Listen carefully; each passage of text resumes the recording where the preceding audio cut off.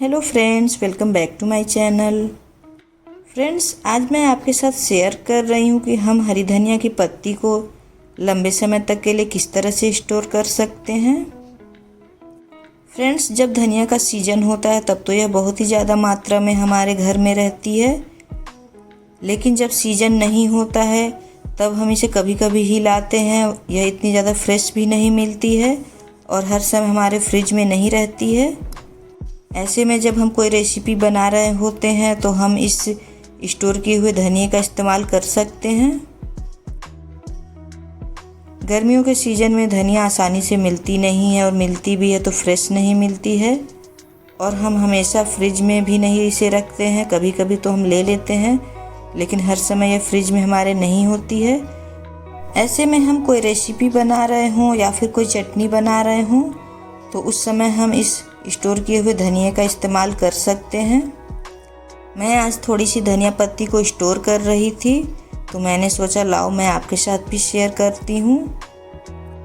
इस धनिया पत्ती को हम उस समय के लिए स्टोर कर रहे हैं जब हमारे पास फ्रेश धनिया उपलब्ध ना हो, उस समय हम इसका इस्तेमाल करेंगे।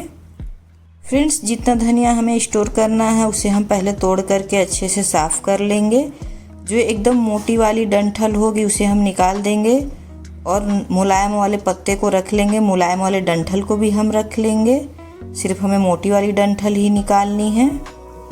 और जो पत्ते पीले हो गए हों उन्हें भी हम हटा देंगे। मुलायम वाले डंठल का भी टेस्ट बहुत ही अच्छा होता है फ्रेंड्स, इसमें बहुत अच्छी खुशबू होती है।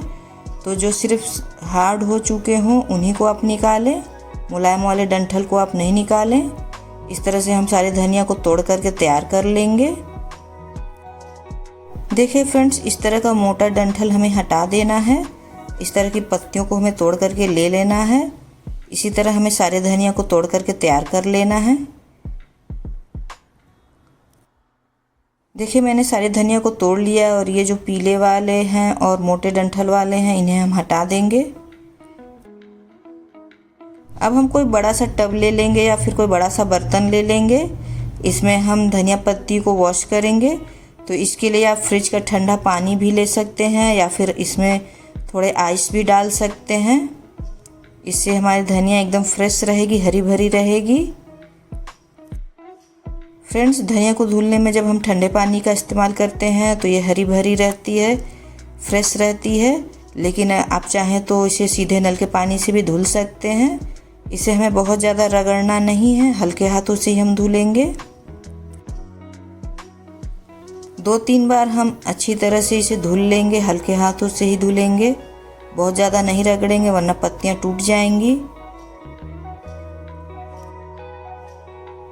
अच्छी तरह से इसको धुल लेंगे जिससे इसमें जो भी धूल मिट्टी है वो निकल जाए।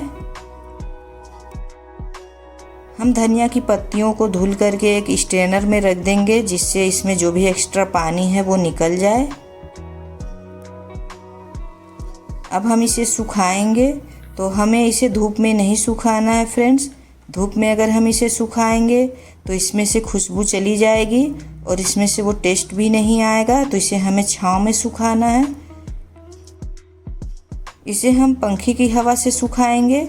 तो जहाँ भी आपको सही लगे वहाँ कोई कॉटन का कपड़ा बिछा लें और उस पर इसको अच्छी तरह से फैला दें। एकदम पतली सी लेयर इसकी फैलाएं। जहाँ पंखा चल रहा हो वहीं पे फैला करके छोड़ दें तो यह धीरे धीरे वहीं पे सूखती रहेगी। इसे सूखने में 2 से 3 दिन का समय लग जाएगा फ्रेंड्स, डिपेंड करता है कि गर्मी कितनी है।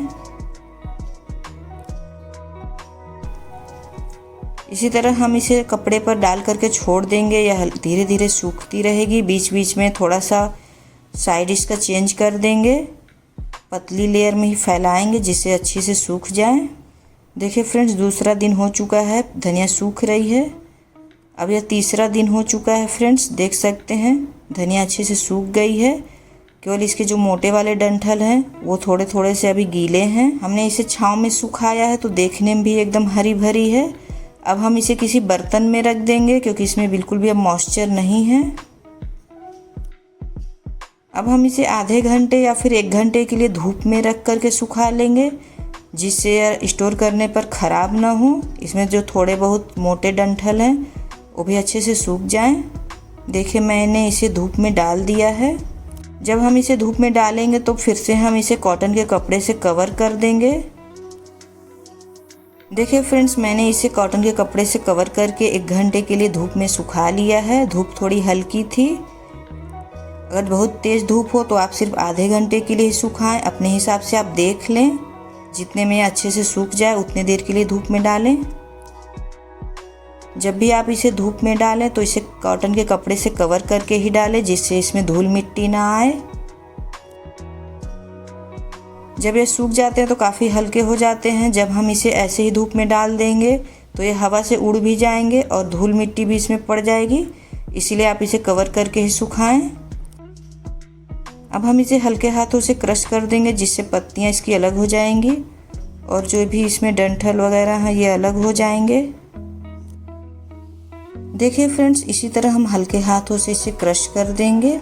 हम इसका पीस करके पाउडर नहीं बनाएंगे। जिस तरह हम धनिया पत्ती को काट करके किसी भी रेसिपी में ऐड करते हैं, उसी तरह से हम इसको बना करके तैयार करेंगे। इस तरह से क्रश करने के बाद जो भी पत्तियां अलग हो गई हैं, इन्हें हम अलग बर्तन में निकाल लेंगे। यह धनिया पत्ती तैयार हो गई है। इसी तरह से हमें इसे तैयार करना है। हम इसे इसी तरह से स्टोर करेंगे। इस तरह से जो भी पत्तियां तैयार हो गई हैं उसे हम अलग निकाल लेंगे। अब इसमें जो भी डंठल बचे हैं, तो हमने मोटे वाले डंठल को तो तोड़ते समय ही निकाल दिया था, तो ये मुलायम वाले डंठल हैं, तो इन्हें हम कैंची से कट कर लेंगे। जितने भी डंठल हैं इकट्ठा कर लें और कैंची से बारीक कट कर लें। बहुत ही आसानी से कट जाते हैं। इसी तरह से जो भी मोटा पार्ट होगा उसे हम कट कर लेंगे। देखिए फ्रेंड्स, ये हमारी धनिया की पत्ती तैयार हो गई है। इसी तरह से हमें इसे तैयार करना है। इस तरह से जब हम इसे तैयार करेंगे तो जब हम इसे रेसिपी में डालेंगे तो बिल्कुल हरे धनिया की जैसे ही ये लगेंगे। जिस तरह से हम कसूरी मेथी डालते हैं तो हाथों में हल्का सा क्रश करके डालते हैं, आप उस तरह से इसे क्रश करके भी डाल सकते हैं, या फिर डायरेक्ट इसी तरह से भी डाल सकते हैं। हमारी धनिया की पत्ती बनकर के तैयार हो गई है। अब हम इसे किसी जार में भर करके रख देंगे। यह लंबे समय तक खराब नहीं होगी और इसमें खुशबू और फ्लेवर भी बहुत अच्छे से आएगा, क्योंकि हमने इसे छांव में सुखाया है। इस तरह से आप भी धनिया की पत्ती को सुखा करके स्टोर करके रख लें और जिस समय आपके पास हरा धनिया ना हो उस समय इसका इस्तेमाल करें।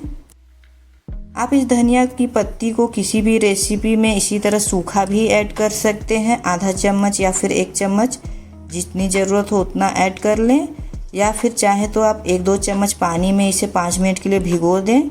इसके बाद भी ऐड कर सकते हैं। ग्रेवी वाली सब्जी बना रहे हैं तो इस पानी के साथ ही इसे ग्रेवी में ऐड कर दें। फिर से मिलते हैं आपसे नेक्स्ट वीडियो में फ्रेंड्स। Bye bye.